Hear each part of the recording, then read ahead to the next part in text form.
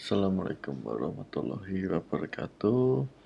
Baik, kali ini saya mau sharing tentang hukum bisnis, yaitu terkait dengan kepailitan, di mana saya mau membahas tentang kreditur-kreditur yang ada dalam kepailitan. Ya, sering dikenal itu ada tiga, yaitu kreditur preference, kreditur separatis, dan kreditur konkuren.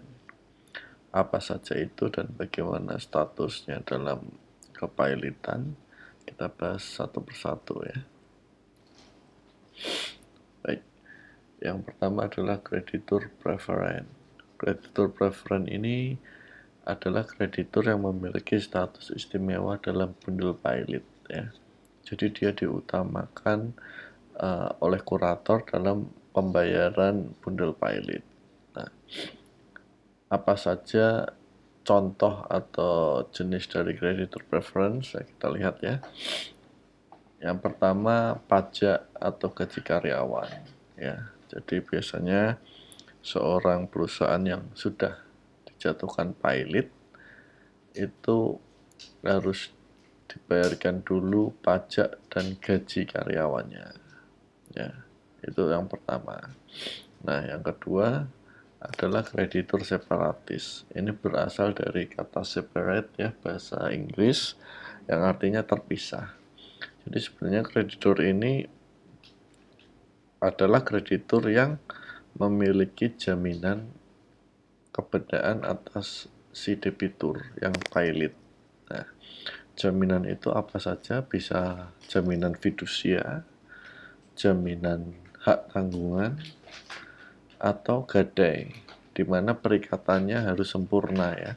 Kalau memiliki jaminan tapi tidak diikat secara sempurna, maka itu tidak akan bisa menjadi kreditur separatis dan jaminan itu akan masuk ke bundel pailit. Seperti itu ya. Nah, ini adalah pihak kedua yang akan dibayarkan oleh kurator setelah seluruh hak kreditur preferen terbayar dari bundel pailit. Nah, contohnya apa? Contohnya bank ya. Jadi bank itu selalu kalau mau menyalurkan kredit itu kan agunannya atau jaminannya diikat. Biasanya bisa melalui hak tanggungan atau melalui fidusia. Bahkan beberapa ada yang menggunakan gadai. Ya. Nah, kita lanjut lagi. Yang terakhir adalah kreditur konkuren. Nah, kreditur konkuren ini kreditur yang berada di urutan paling bawah ya. Jadi setelah bundel pailit itu dibayarkan kepada kreditur preferen, kemudian dibayarkan ke kreditur separatis, jika masih ada sisa, dia akan dibayarkan kepada kreditur konkuren. Nah, jadi kreditur konkuren ini kreditur yang tidak memegang jaminan apapun. Jaminan di sini dimaksudkan adalah jaminan yang sesuai hukum perundang-undangan ya, atau yang diikat secara sempurna. Bukan jaminan cuman surat pernyataan jaminan, ya bukan seperti itu. Tetapi jaminan yang memang pengikatannya sempurna, yaitu fidusia diikatkan sempurna, hak tanggungan ikatan sempurna, atau gadai dan diikat sempurna. Contohnya adalah, nah ini rekan bisnis biasanya, terus kemudian konsumen. Nah, penting untuk mengetahui dalam suatu bisnis atau suatu perbuatan hukum Anda itu termasuk dalam kreditur yang mana.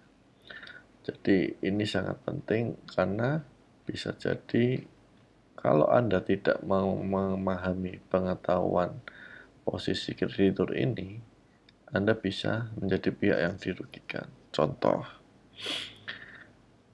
dalam suatu pembangunan proyek apartemen katakanlah.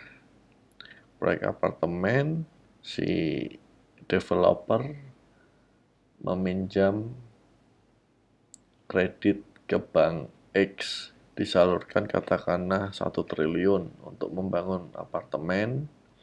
Nah, tentu selama proses pembangunan sudah melakukan marketing untuk penjualan.